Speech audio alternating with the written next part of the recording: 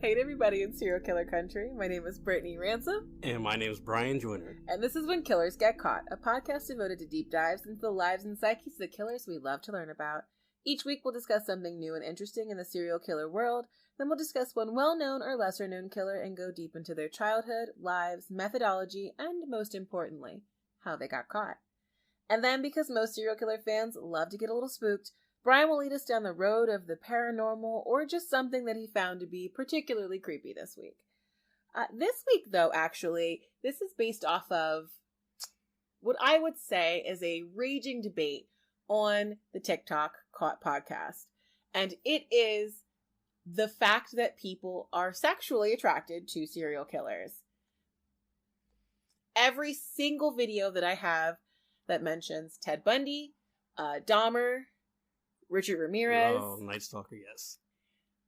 People devolve into arguments about why or if it's okay or if it's morally all right for people to be into serial killers. And so we decided to look into this. So there's a name for this. Have you ever heard of it, Brian? I've never, ever heard of this. Okay, so the name for people who gain some level of sexual interest in criminals and killers is called hybristophilia. And this I found very annoying earlier today when I was looking into this, which is that they used a definition of a word that I didn't understand to define the word that I already didn't understand. So hybristophilia it's a paraphilia, and paraphilias used to be called, back in the day, sexual perversions or sexual deviations. Kink shames. Mm-hmm. Which is why nobody liked that naming anymore. So that's essentially what a paraphilia is. And I want to be really important here because the DSM-5 makes a point to say that paraphilias and paraphilic disorders are not the same thing.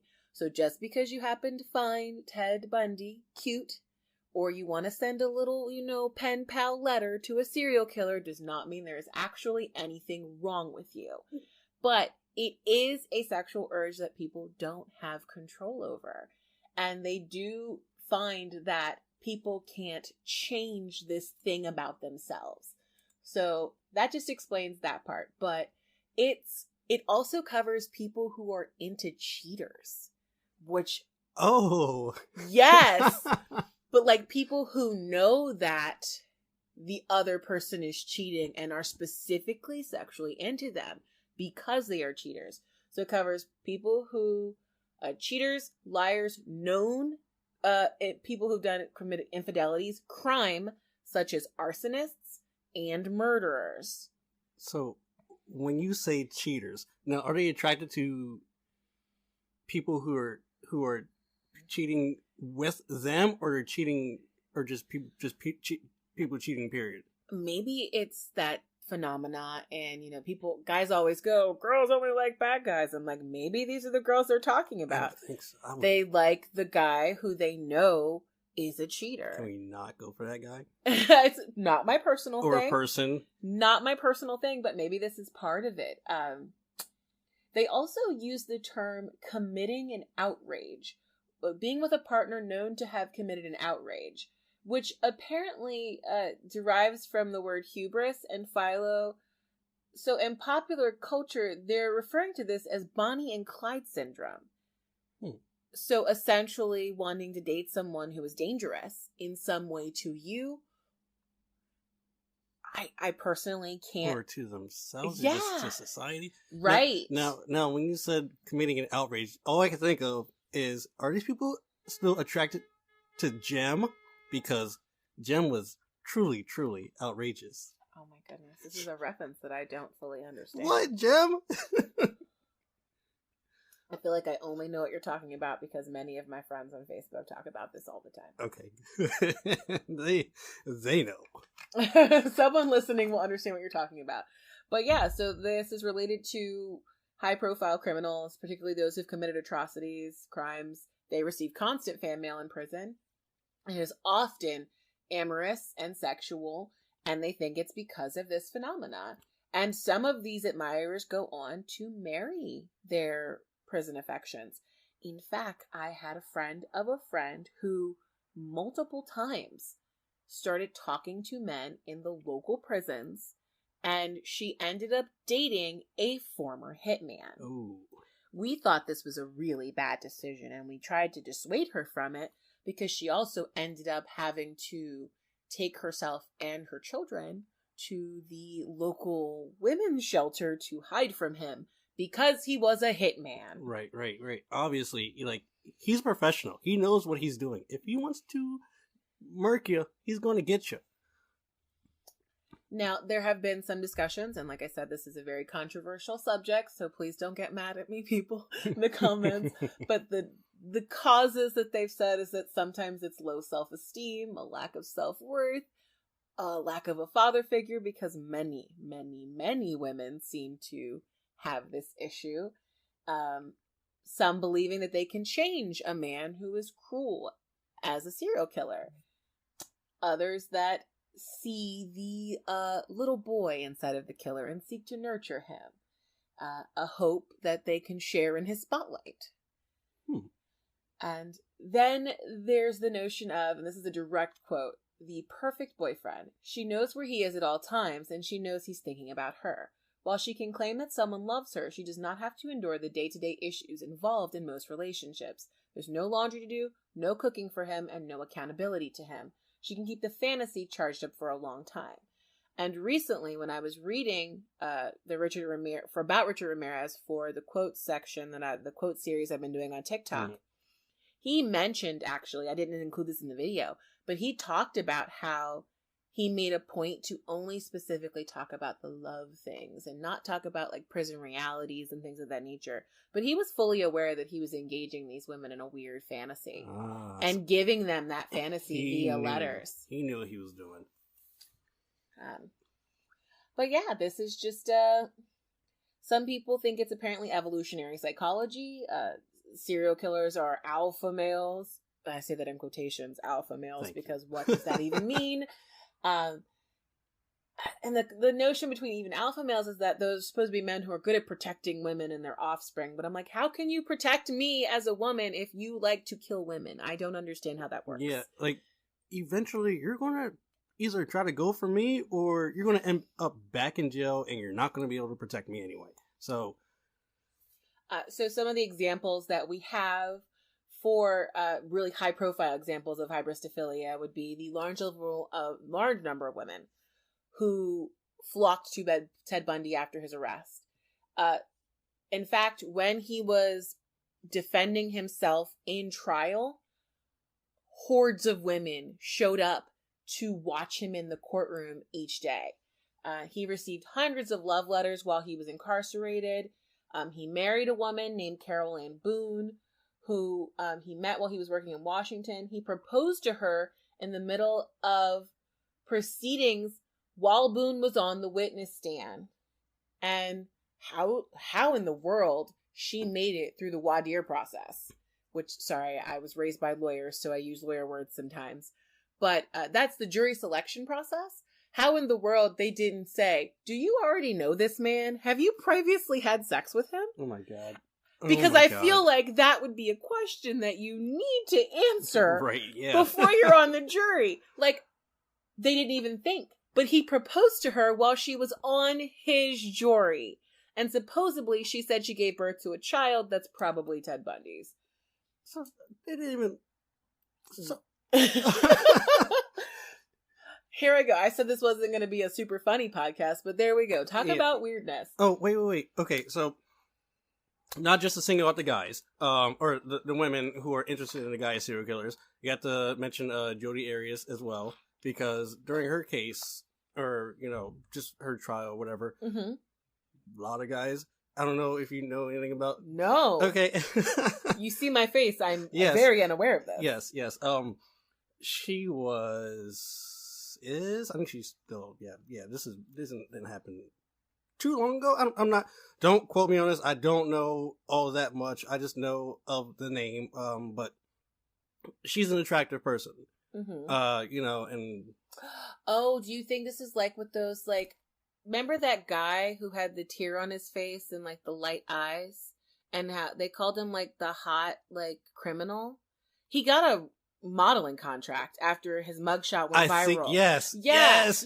I also saw a couple of women who also took very cute mugshots, and people on the internet went crazy about them too. And I don't mean to throw this name out there, but also like Casey Anthony as well. People still talk about Casey Anthony like in a people weird say way. that she's attractive and stuff like that, and I'm just like, I can't get over it. I can't get over the Didn't fact. she just open a detective agency? Yes, she did.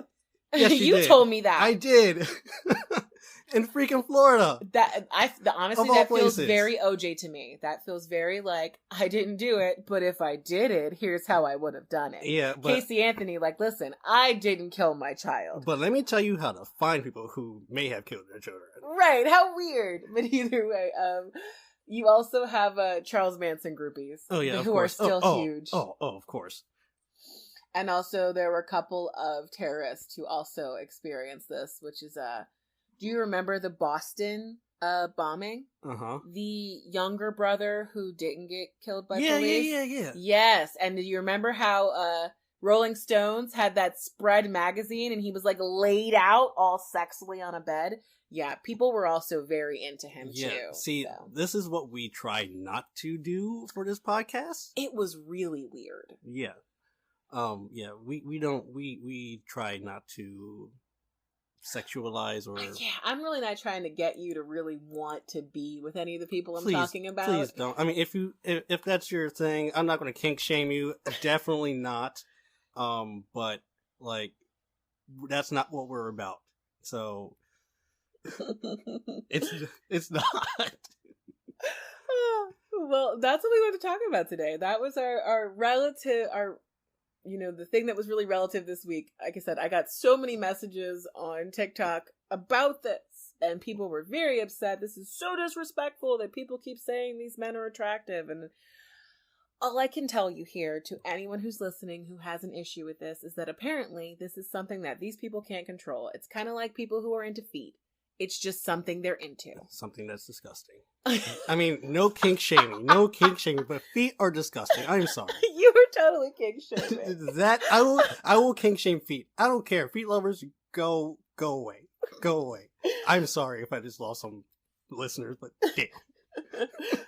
All right, before we begin the next section of our podcast, I would love to tell you, When Killers Get Caught is sponsored by the Magic Clasp Boutique, which some people have noticed is a business that I own. It's a small boutique jewelry company that specializes in cute and creepy jewelry. And next month, the Magic Clasp will be launching a When Killers Get Caught line of murder-themed earrings. So until then, if you'd like to support the podcast, you can always stop by www.themagicclasp.com and use the code CAUGHT to get 15% off of your entire order. And thank you so much for supporting the Magic Clasp, and thank you so much for supporting us. So this week, I did not, even though people on the live streams have asked me multiple times, Brittany, who are you going to talk about this week? This is one that involves a little bit of history, a lot of context. I do not want anyone to think that I justify what this person did at any point, but we are going to talk about Madame Delphine LaLaurie. And she would be known as the evil slave owner from New Orleans, and she tortured her slaves in a mansion in the middle of New Orleans. They based an entire season of American Horror Story around her legend, and I wanted to learn more about her and decipher what of the information that I've known about her for most of my life is real and what is just ghost stories. And I was surprised about some of the things I've learned. I was horrified for some of the other stuff that I learned, and I think you'll be surprised too. So, to start, she was not born Madame Delphine LaLaurie. Her name was Marie McCarty. That's a jump. Her middle name was Delphine, and she was born in New Orleans, March 19th, 1787. She's one of 5 children. Her great-grandfather had brought the family to New Orleans from Ireland around the year 1730 during the French colonial period. So she was actually a second-generation immigrant, which I didn't know at all. Her father's name is Louise Barthélemy de McCarty, and her mother is Louise McCarty. And I bring up her parents because apparently they were big shots in the European Creole community. And I find that to be a really strange phrase because Creole is an ethnic community. Yep. Generally people of African descent, but apparently there was also an European Creole community, and this woman was part of the elites. Now, when you say Creole is like a ethnic thing, it's considered an ethnic group. Does that include the people from New Orleans who say they're like Creole and stuff like that? Right, that's the ethnic group. It's usually West African people. They're mixed with like French, Spanish, Native American. I was about to say, because I know a lot of people down south or in New Orleans, they're not all black, so yeah, it's that. So that's normally what when you're referring to Creole, you're referring to the ethnic group of people, West African, and also mixed with like Spanish, French, in Native American, Indigenous. So it's all a mishmash down there. Did not know that. Okay. Well, Miss McCarty over here had an uncle who was the governor of all of the Spanish American provinces in both Louisiana and Florida. Not entirely sure how that worked. And her cousin was the mayor of New Orleans. So she, not only was she just a rich lady, but she came from a lot of influence and power, which you don't see a lot in serial killer stories. They're generally people who feel weak and they're killing to feel powerful. Right, yeah. So she came from wealth. It's also really important to note here, this is just, we're smack dab in the middle of the transatlantic slave trade. And when Delphine is 4 years old, the Haitian Revolution would begin in 1791. Now, for a lot of people, we have listeners around the globe here, so if you're not up on your American history, the Haitian Revolution was a series of conflicts between enslaved Africans in Haiti and the French, and it lasted a total of 13 years. And during the conflict, slaves were doing pretty much everything in their power to overthrow the French regime. It was a big deal, and it scared a lot of people who were slave owners. Now, up north while this is happening, slave owners are just quaking in their boots. Right. They had never seen this kind of fighting back from slaves. There had been a lot of smaller revolutions or smaller insurrections, but this just caused a shift in how slaves were treated during this time period, specifically in the U.S. and the Caribbean. They'd already been afraid of previous revolts, and then Delphine's uncle gets killed, and that launches what's called the Mina Conspiracy of 1791. Then there was the Point Coupe Conspiracy of 1794 and the German Coastal Uprising in 1811. And some people, I won't say his name, the apparent rap genius, might believe that enslaved Africans in the United States were docile. Oh my God. But in fact, there were a lot of rebellions like this in the U.S. from the time that enslaved Africans were brought over here. In fact, the reason why they would be held at the bottom of slave ships was because when they were first being brought over, they would jump off of the ships in mass. Yep. So these revolts brought about harsher penalties for slaves for running away, and the already horrible conditions for U.S. chattel slavery got worse out of fear for insurrection. So I don't say this to forgive Delphine or justify the horrors that she would go on to commit, but I think it's very interesting that her most formative years, starting from when she was 4 or 5 years old into her early adolescence, she was raised seeing extreme violence against the people who were taking care of her. And I think this might have been the base creation of violence in her life that would shape who she would become. That's just something that I thought about that, and I'm like, it doesn't justify anything that she would go on to do. She was nasty. It's just like a domestic violence victim, and they grow up in there just... Yeah, some people who were raised in violence grow up to be violent. Yeah, exactly. And it's not that she experienced it, but she saw it. And I can only imagine. It's the same way that I think about people who were raised during Jim Crow racism in America. Like, you lived in a time period where there were lynchings all the time. I don't know how you just get over that. My own father was born in 1948. I don't know how he lived through up until being post 18 when the Civil Rights Act was signed. Yeah. That's just amazing to me. You know, I remember at one point during the previous election cycle saying to him, I'm so upset, I'm so sad. And he just looked at me and he was just like, we've been through worse. We'll get through this. Right, so that stuff does not go away. That does not leave you at all. Especially if you live through it. Yeah. He grew up in Baltimore. That's the South. If you live right through that, you're not going to forget until the day you die. And that's terrible. But as far as Madame Delphine LaLaurie goes, she's not Delphine LaLaurie yet. She's still McCarty. 13 years old, she's married off, because that's what we do that in that time and age. She marries some high-ranking Spanish royal officer. His name was Don Ramon de Lopez y Angulo. And I'm like, wow, what a long name, guy.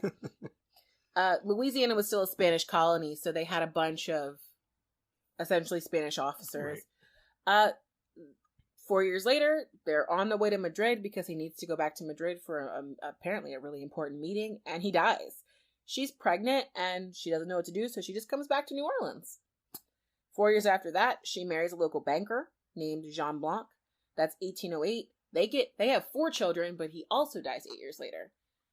They don't say how he dies when I was doing research on this. Huh. So 2 husbands. Two husbands are dead, and she's at this point, let's see, she was 13 years old, so she's 21, and she has two husbands and 5 kids. A widower times 2. Got it. Okay. All right. But so then, she remains single until 1825, and she marries a much younger doctor named Louis Nicholas LaLaurie. This is the time period when she buys the land on 1140 Royal Street in New Orleans, where the mansion where all of the horrible stuff will go down. She would live there with her 3rd husband and 2 of her daughters. And at this point in her life, she is maintaining a position of being a high society woman. She has her family's money. She has her husband's money. She has her previous 2 husbands' money. Mm. She has enough money that she buys that property on her own, and she manages it separate from her husband, which is almost unheard of in the early 1800s, that you're going to be a woman who owns property. What are you talking about? Excuse me, what? Yeah, exactly. But the marriage is strained, and she petitions the local courts to leave her husband, pretty much citing irreconcilable differences and saying that her husband's a jerk, and her children confirm it. Nice. So all I can wonder is, considering how terrible we learned that she was, how bad this guy must have been. Yeah, how much of a jerk could you be to someone who's terrible? It didn't stick with her, though, because her husband ends up being there on the day of the big fire. Ooh. So before I get to the big fire of 1834, which is how she got caught, we need to discuss the fact that from the jump, Madame Delphine was always abusing her slaves. There was a pattern of mistreatment before the fire started. Documentation that I was able to find goes back to 1831, which is a year before she'd even finished building the house on Royal Street. So before she was even there, separate from Dude, she was doing horrible stuff. Now, apparently, publicly, she was considered to be, direct quote, generally polite to black people. Oh, she's one of those fake races. There you go. One of those. You know exactly the kind of woman she was. And apparently she treated her slaves kindly. However, these are okay, so this is really fun, and I'll explain where I got some of these direct quotes, because they're from interviews that were done in 1836 of people who lived near her. Someone said that her slaves were singularly haggard and wretched.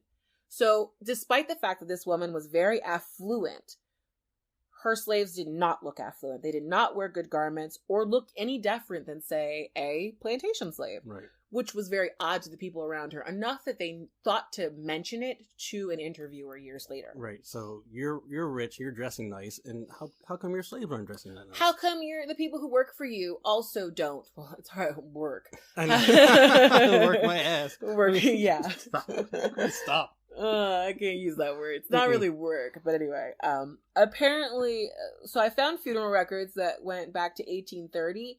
And they show the death of 12 different slaves that she owned. Now, of course, because they didn't keep good records, they didn't say how they died, but it is believed that she killed them too. It would seem odd that 4 slaves, like 3 to 4 slaves per year, would die under your care.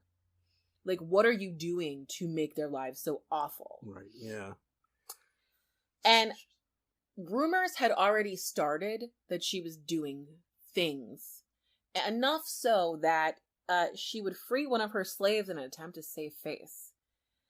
And it got to the point, the local buzz and the fervor and people gossiping about her, that they called out local officials to make sure that she wasn't abusing her slaves. Now, even though slavery was rampant in New Orleans at the time, there were rules. And they had laws in place of how you were supposed to treat people, regardless of the fact that they were slaves, which is... Oh, you mean like animals? I guess so, kind of. Like farm animals? They kind of had rules like that. But again, these laws weren't entirely well enforced. And of course, the lawyers and cops find no evidence of wrongdoing. Now, the incidents that would lead her to, I guess, first get in trouble is there was a 12-year-old girl. It's believed her name was Leah. And she fell off the roof of the mansion to her death. Delphine tried to hide it, but they would end up finding the body in the well because people were like, we definitely think we saw someone falling from the roof. I'm just letting you know, we think we saw someone fall from this roof. Okay, I'm gonna go check that out real quick. Some other writers who I looked into said that she had been brushing Delphine's hair, hit a snag, and Delphine had grabbed a whip and chased her. Even though they did check on this, even though they found no evidence of mistreatment of the other slaves on her property, she would be found guilty of something called illegal cruelty. And she was forced to turn over 9 of her slaves, pretty much as a fine. Now, I've described this woman. Do you think those 9 slaves stayed where they were sent to? Hell no. Nope. No. Her family pretty much one by one buys them all back for her and brings them back to her home. Oh my god. You just couldn't let them go. Just no. It's like, I already abused you. I would like to bring you back so I could abuse you some more. Yeah, no one else touching you. I'm going to touch you. Yeah. Mm-hmm. So the next thing that was a really big deal is that neighbors had heard that she kept people chained up in her house. And she would beat her children for trying to help the ones that were chained up. Yeah, such a wonderful person. That ended up actually being true. And actually worse than people realize. So, it's April 10th, 1834. A fire starts in the kitchen. When the police and the fire marshals arrive, they find the 70-year-old cook chained to the stove. Delphine is there with her husband, and she is trying frantically to save her furniture.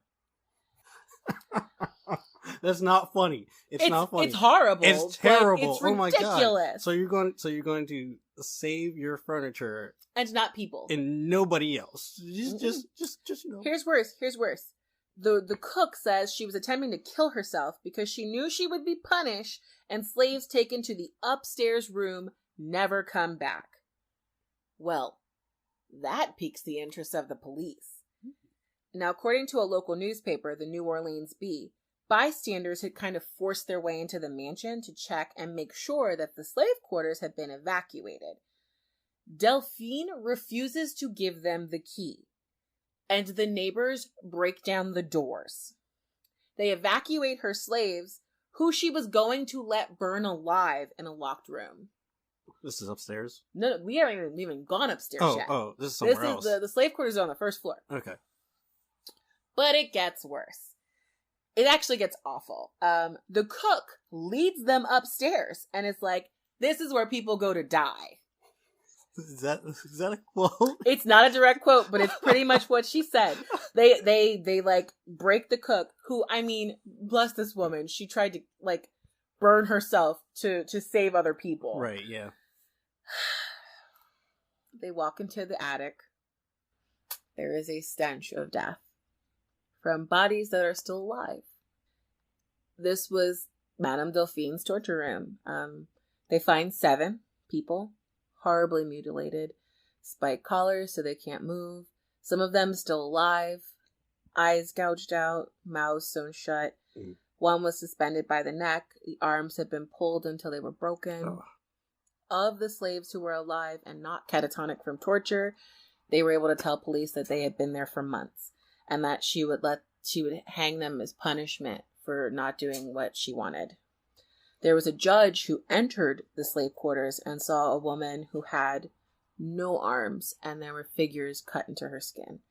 there was an older black woman who had such a deep head wound that she couldn't, like, walk, which is believed that Delphine was doing something to her brain. Oh.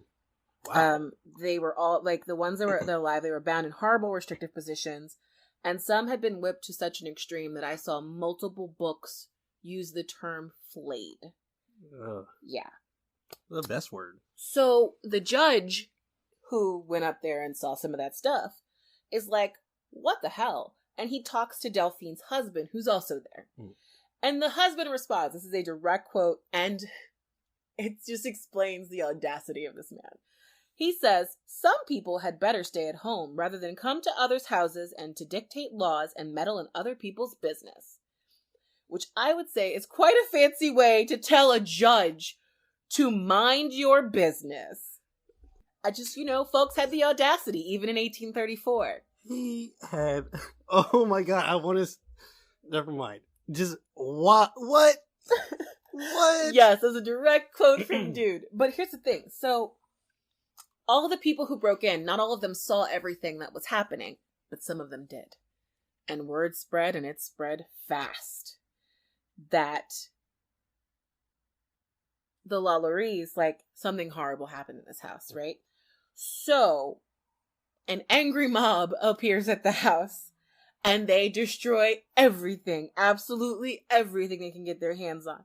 By the time the police get there, they say that there is nothing but walls and floors. Huh. 2 of the abused slaves would die within the next 2 weeks.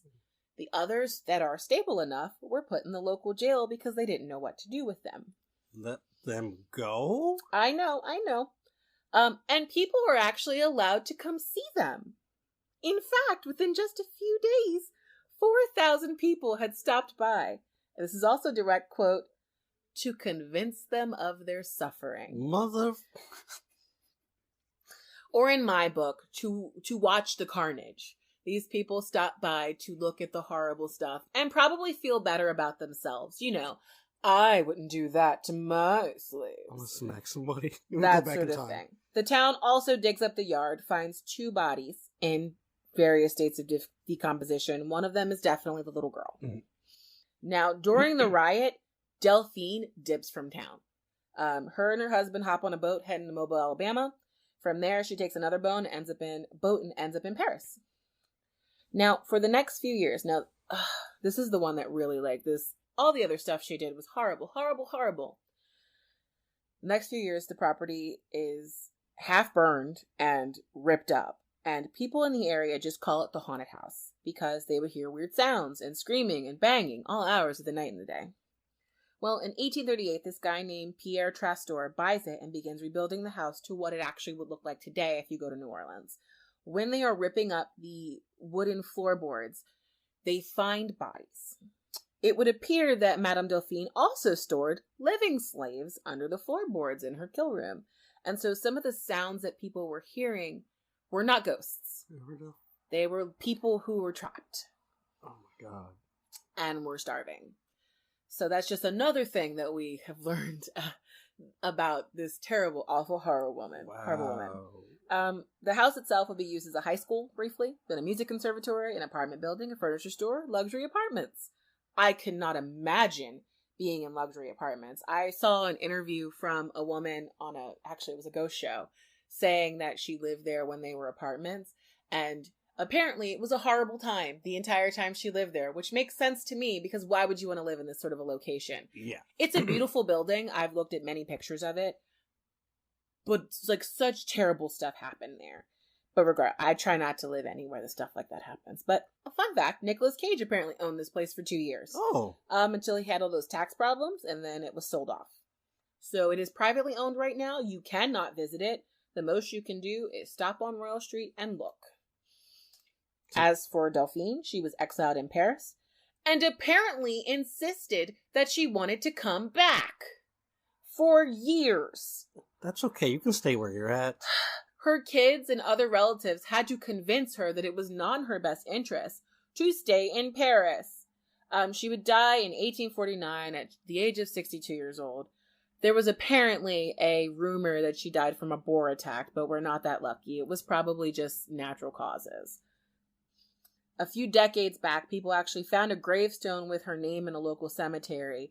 But as of right now, nobody has any idea where her body is. She never went to jail. She never experienced any justice for her horrible crimes. And, because that's what power and influence can get you. Yeah. Even though we didn't have the terminology for what she did at the time, she is considered to be one of the earliest serial killers in the United States. She roughly has about 6 confirmed deaths, and that's not really a big deal, but the torture before said deaths was considered to be substantial and worse than quite a lot of other modern serial killers. Now, I was actually, thought I would tell you all where I got some of this information from. Specifically, one book was super interesting to me. So, the majority of this information came from 2 true crime books. One's called Madame LaLaurie, Mistress of the Haunted House. That's by Carolyn, Morrow Long. The other one is called Mad Madame LaLaurie, New Orleans' most famous murderess, and that was written by Victoria Cosner Love and Lorelei Shannon. The other thing where I got the direct quotes from people within the community is from a book written in 1838 called Restropect of Western Travel. This woman named Harriet Martineu was just traveling through like the southeastern part of America, and she got to Louisiana, and specifically she was writing a chapter on New Orleans, and she was just like, hey, why is this house over here? Because she was writing this book in 1836, 2 years after the fire. And she's like, why is this house all jacked up? And the neighbors were pretty much like, oh, you don't know about Delphine? Let me tell you. And so she inadvertently gave us an incredible record of what happened and what her community thought of her. So some of those direct quotes that I gave you are from this book. I couldn't find a physical copy, but thank goodness for Google, because I found a PDF that was like a photocopied version of the book. So you can look it up. Just look up Restropect of Western Travel and you'll be able to see it. But that in itself is Madame Delphine LaLaurie, a horrible person who didn't get what she deserved. I just love how the neighbors had so much tea on her. They had so much to say. They were vicious. They reported everything.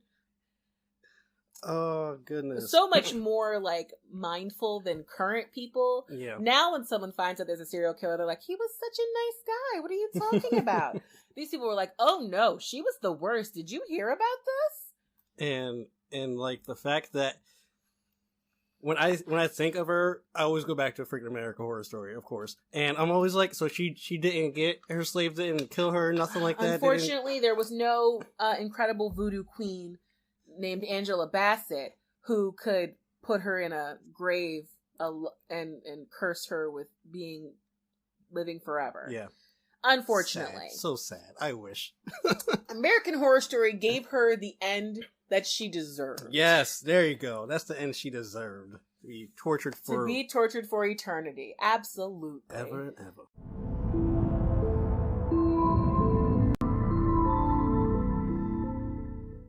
Have you ever wanted to make a podcast? Well, it's pretty easy with Anchor.fm. If you haven't heard of Anchor, it's the easiest way to make a podcast online right now, and it's completely free. There are creation tools that allow you to record and edit your podcast right from your phone or your computer. Anchor will distribute your podcast for you so it can be heard on Spotify, Apple Podcasts, and many more podcasting websites. You can make money from your podcast, and you don't need to have a minimum listenership. It's everything that you need to make a podcast in one place. And it's super simple. Just download the free Anchor app on your phone or go to Anchor.fm and you can get started today. Thanks to Anchor.fm for sponsoring When Killers Get Caught.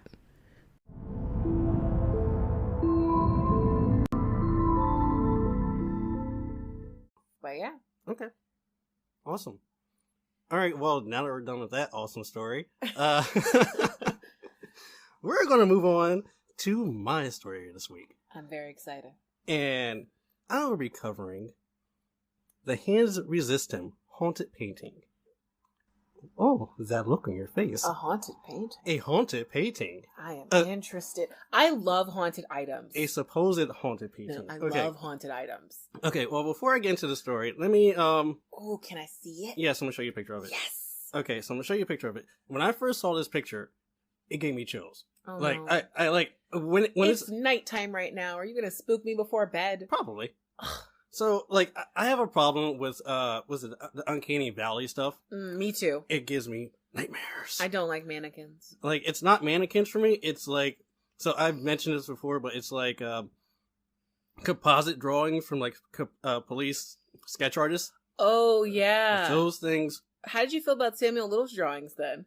I did not sleep well that night. Because I looked at who I saw him, I was like, ugh, no. I've looked at about 25 of them right now. Yeah, that when I Googled it the one time, and that's like the first thing that popped up with images, and I was like, oh, thank you for that. Oh, I'm so sorry. But yeah, okay, so here's the painting.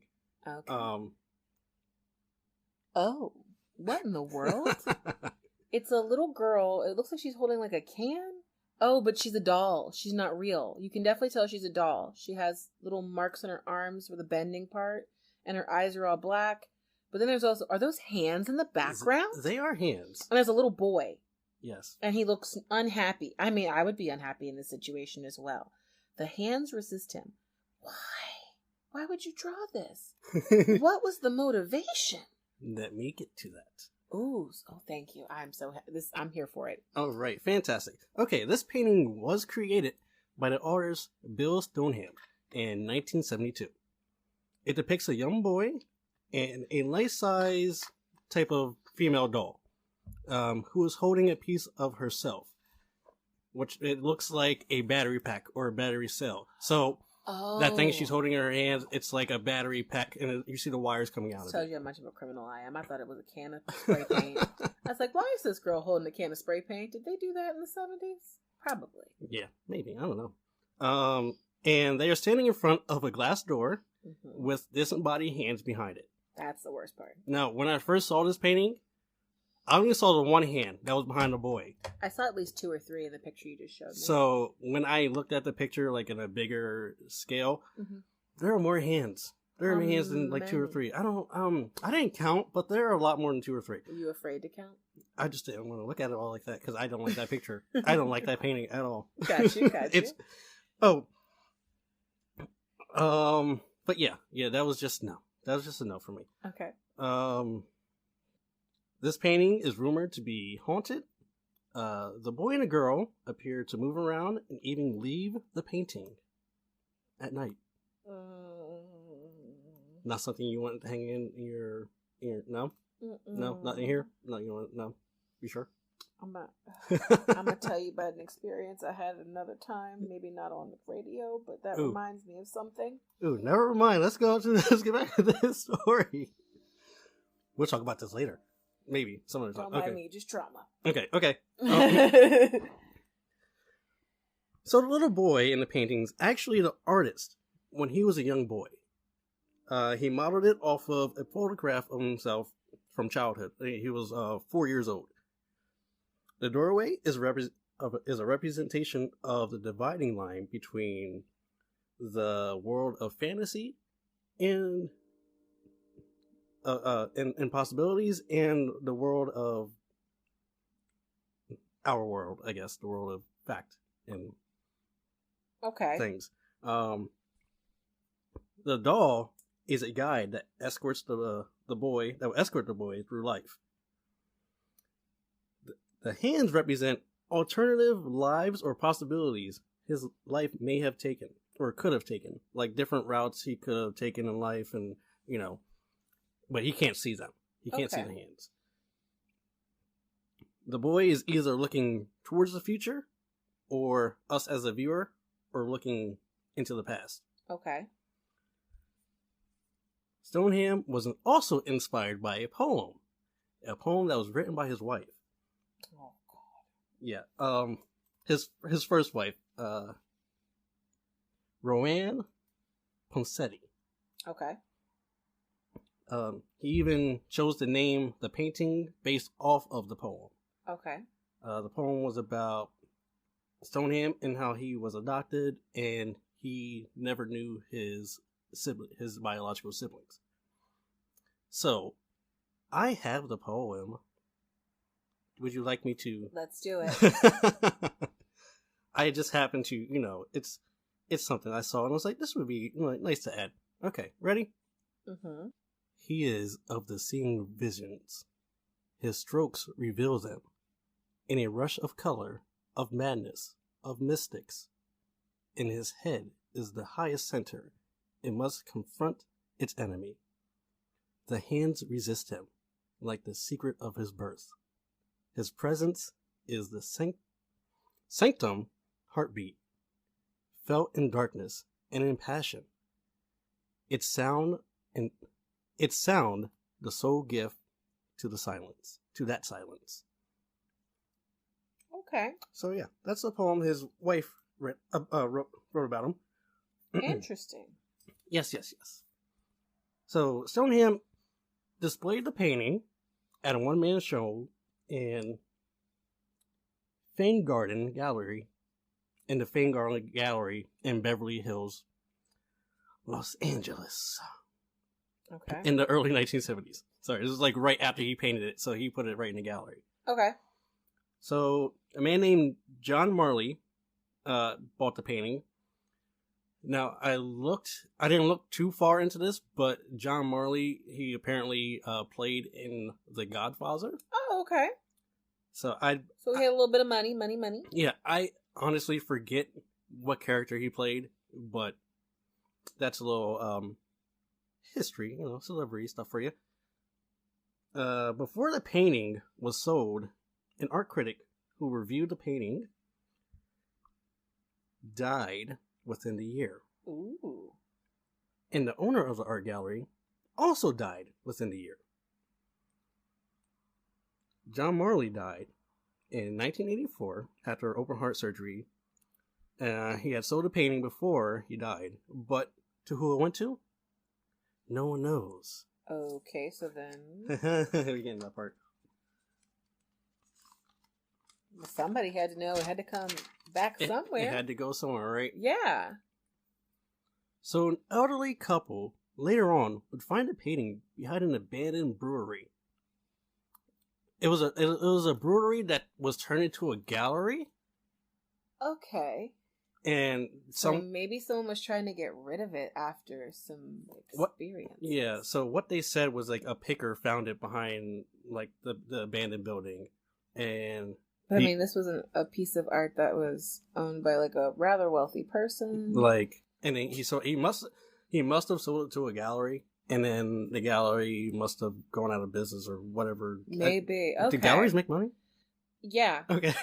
I mean, I'm not gonna get into the convoluted politics of art, but yes. Yeah. Okay. They make a lot of money. So some of them do. They must have ran out of money, and then they just abandoned everything, or they just couldn't sell so like everything. An old place just got rid of everything and chucked it, like when they leave those old asylums and they just leave all that stuff there. Basically. Okay. Something like that. They couldn't sell the painting or whatever, so they just whatever with it. I have this auto thought that they just chucked it out back because it was creeping them out. Maybe. So they would take the painting home and hang it in their 4-year-old daughter's room. Why? Yeah. Why? Maybe because it looks like a doll. Yeah. Okay. You saw the painting. Think about it. I'm be real honest. I can't imagine putting that in a child's room. It's very, very frightening. Exactly. The daughter complained about how the children would fight and that the girl would threaten the boy with the object in her hand. She also said that the figures would leave the painting as ghosts and continue fighting outside of the painting. Wow. Yeah.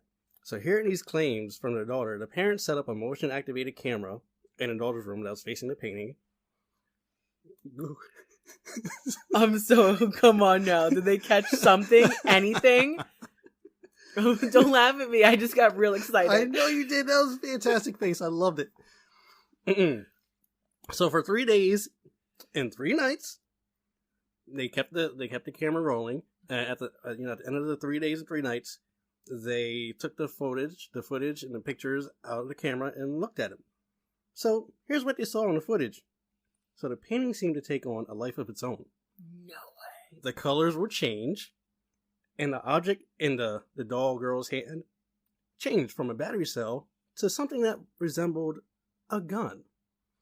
Or when I first looked at the picture, I thought she was carrying a gun, and I thought I was being weird. I was like, why is she holding a gun on this little boy? Now that can be explained. That can be explained away. That whole gun thing can be explained away. Okay. So that's actually just based on lighting.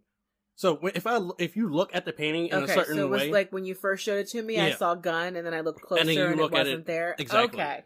Because when I first, my first cursory thought was, that looks like a gun.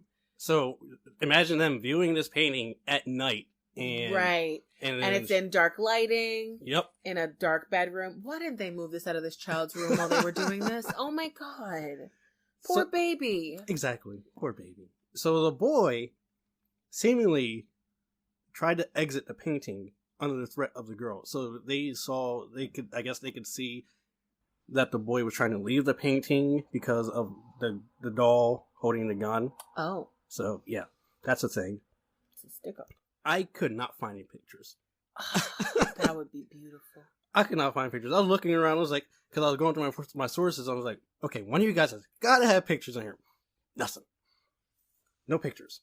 So the object seemed to change based on the lighting. Okay. Then the family insists that there was something off about the painting, though. Okay. So instead of, destroying the painting or chucking it, getting it out of the girl's room. You know you can't burn things when they're haunted. They just come back. Just get it out of the house. Okay, I agree with that. That's why it was chucked in the trash behind a building. Okay, well, instead of... I would have destroyed it. Be honest with you, I would have burned that thing. And then you would have found it on your living room table the next morning. You know how that goes. If that's the case, then I would have done the next thing they did. Okay, what's the next thing? So, instead of destroying it, they anonymously put it up on eBay. Love it. Yes. That's what they do. I love it. So, I don't know if most people have heard of this story, but this is actually the haunted painting from eBay. I did know about this. If you Google it... It reminds me of the Dybbuk box, the haunted dolls. I'm all about those stories. Oh, They're goodness. so much fun. I remember seeing a haunted Elmo on eBay or something like that. No, that's silly. Tickle me Elmo. They are dangerous. Have you seen them without the skin? Yes, exactly. That and the Furbies. Oh my God. Okay, but continue. I'm sorry. Hold on. Okay, so they placed it on eBay with a description describing the painting and its history, the background of how they found it and whatnot. You have a screenshot of the eBay listing, don't you? I don't have the shot of their eBay listing, but I do have the description that they wrote under the listing. Okay. So here is... Did I skip something? Hold on a sec. My bad. I'm sorry. Oh, right. I wanted to actually give you a quote from the parents. Oh, okay. The family. So it says, this is when they first got it. So it says, when we received this painting, we thought it was really good art. A picker had found it abandoned behind an old brewery. At the time, we wondered. We wondered? Yeah. A little why a seemingly perfectly fine painting will be discarded like that. Today, we don't. Oh, that makes sense. One morning, our 4.5-year-old daughter claimed that the children in the painting were fighting and coming into the room during the night. Now, I don't believe in UFOs or Elvis being alive, but my husband was alarmed. To my amusement, he set up a motion trigger camera for the nights. After 3 nights, there were pictures. The last 2 pictures shown are from the stake. Okay, so this is from the eBay listing. So, the last 2 pictures that are shown are from the stakeout.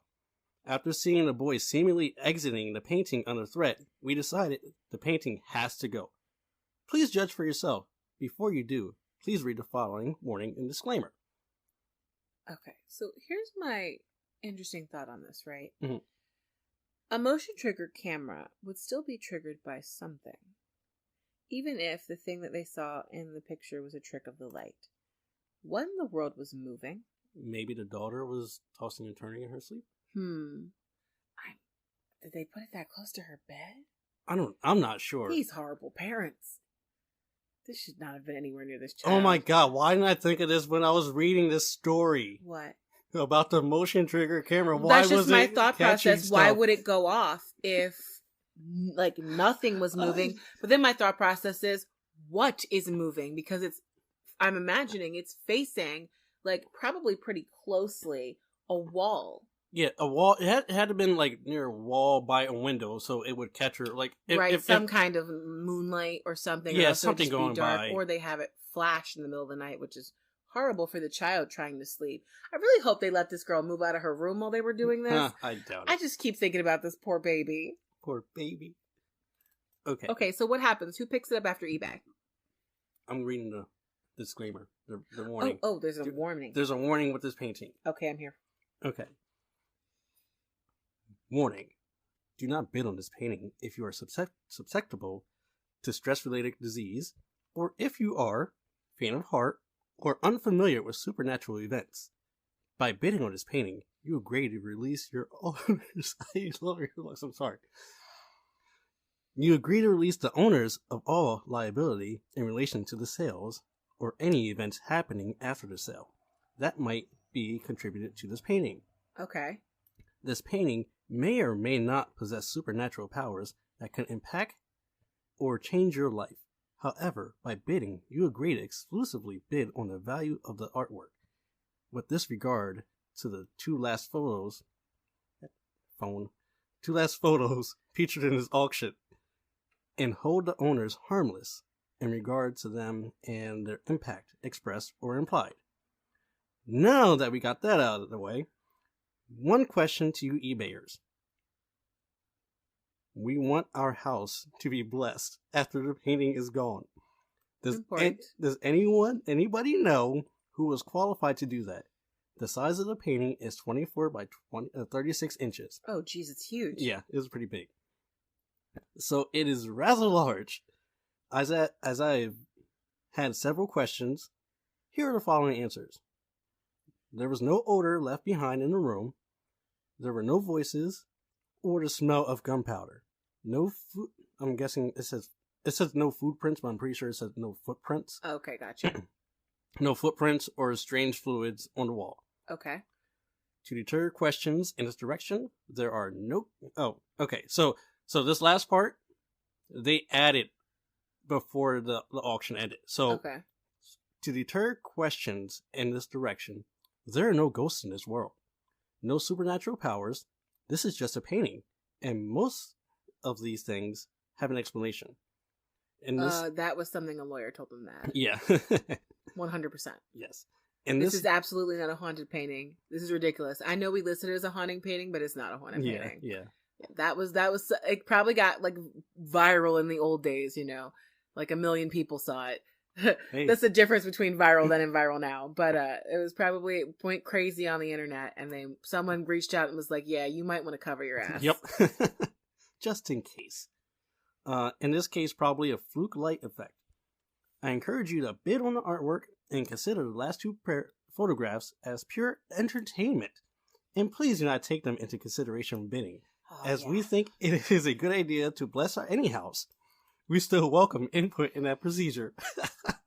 So what I'm thinking here is that an attorney saw this listing and went, here's what you should probably say. And then rather than erasing all that other stuff, they just went, we're going to add this little bit on the bottom, like what you told us. I mean, because that was it wasn't that long. That was like a paragraph.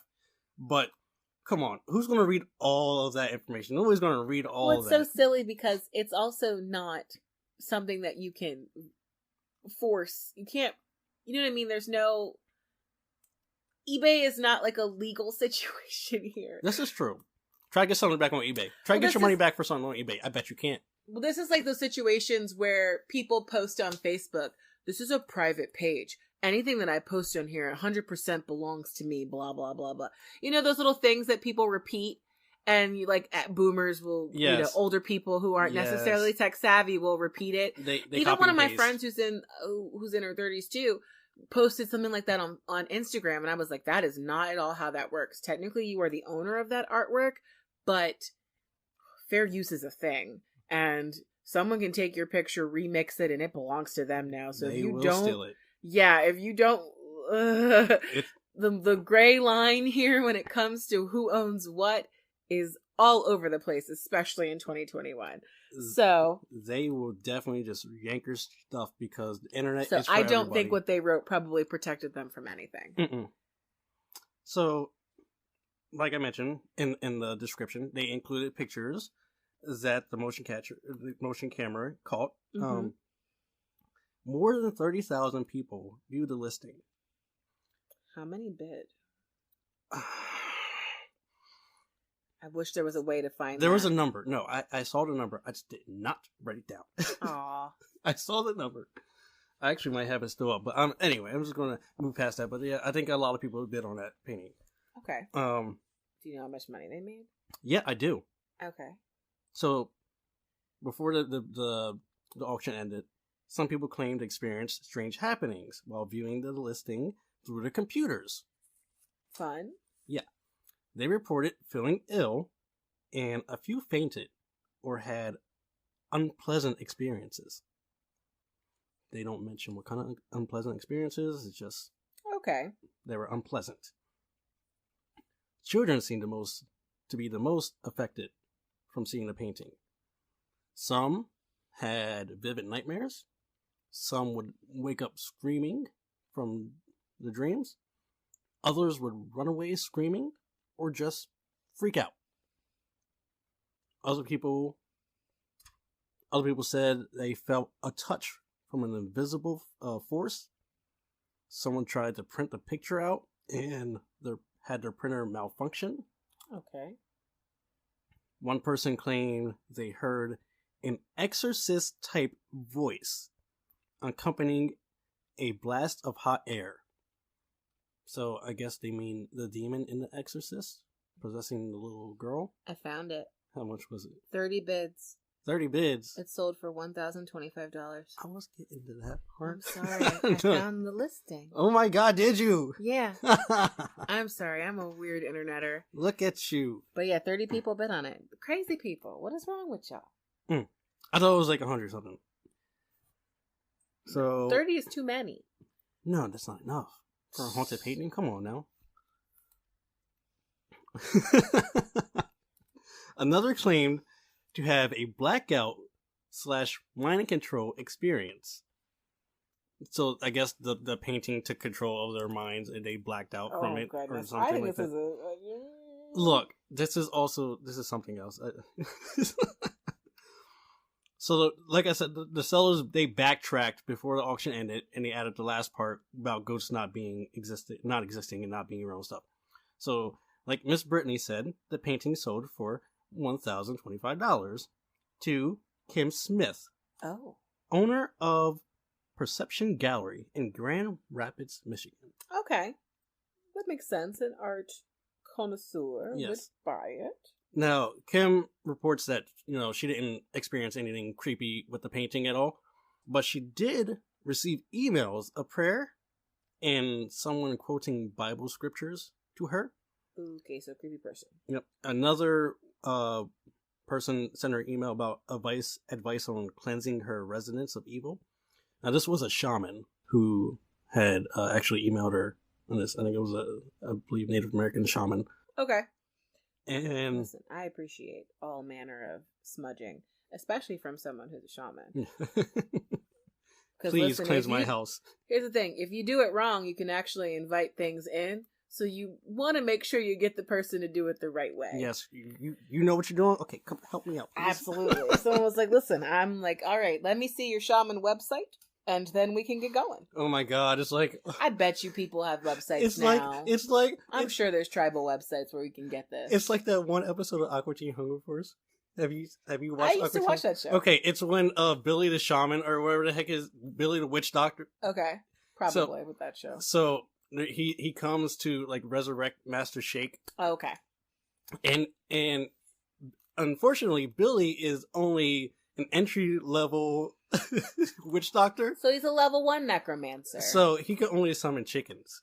Oh, I think I do remember this. The demon chicken episode. Chicken arise. Chicken arise. No, we're trying to summon Shake.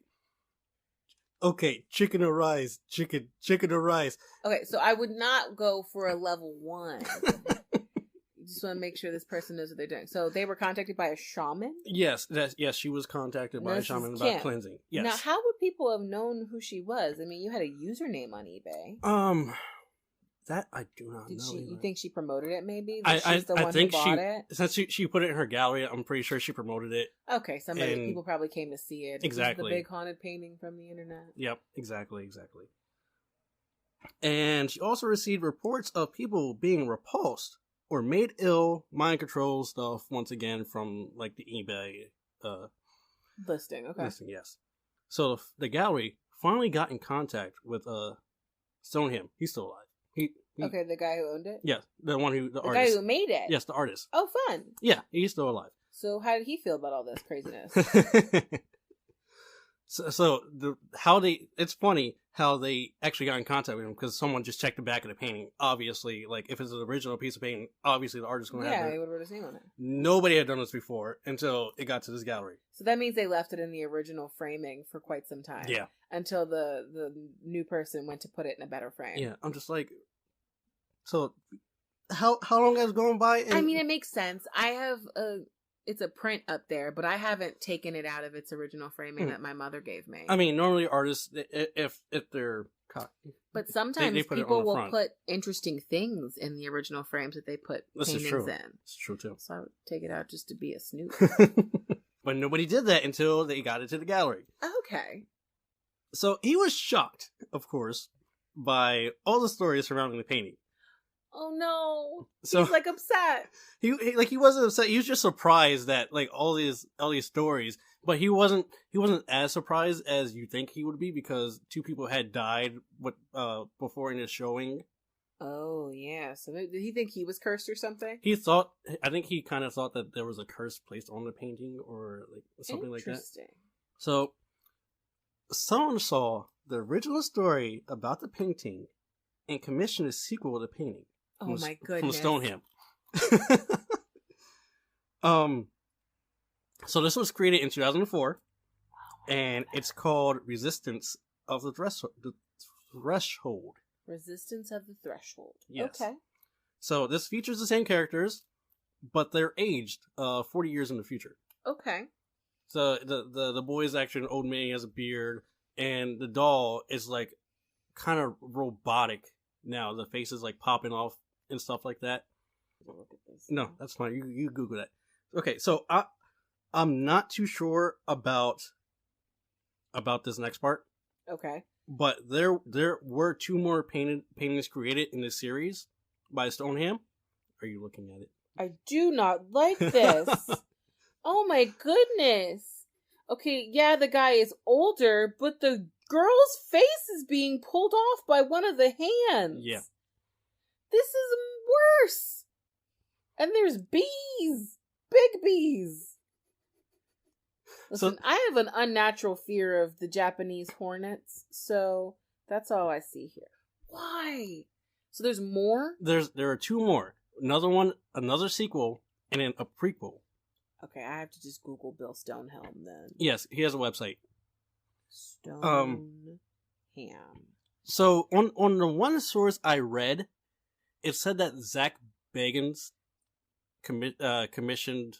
Yes, he did. Yep, you're right. For his haunted museum. Damn it, Zach Bagans! What is wrong with you? Listen, we just learned that's an acceptable swear word on that movie we watched. This is true. Okay, so yeah, so apparently Zach Bagans, he Bagans. Yeah, the guy from Ghost Adventures. Yeah, that our lovely man from Ghost Adventures. So apparently, yeah, that one. So apparently, that the prequel? That's the prequel. Okay. So apparently, he commissioned for the prequel of the painting, which now hangs in his haunted museum in was it Las Vegas, Nevada? Yeah. Okay. He says one of our prized possessions at the haunted museum. The hands invent him. And yes, by artists and mystics, Bill Stoneham, which shows what's inside the window to his other very famous painting on the right. Stoneham's art is very active with paranormal occurrences, and that's probably the only time I'll be on his Twitter. So technically, that's the only piece of Stoneham's paintings that Zach Bagans. So he doesn't have the original. So what's the not. one that came after? So we have the prequel. Yes. The Hands Invent Him. We have the Resistance. The Hands of Resistance. The Resistance of the Threshold or something. The Resistance of the Threshold. Yes. So what's the fourth one? I really don't like this. The newer one. The Hands. Oh, I don't like it. So the other one. Hold on, I got it right here. It is called Threshold of Revelation. Okay, this just looks like a nice little old man fishing. So yeah, it's not too bad. It's another sequel. It's just the boy fishing out something which I cannot. It's just fish. And the little girl is now a person? She's not a doll. She's real. Maybe she just got transformed. It's like AI, that movie.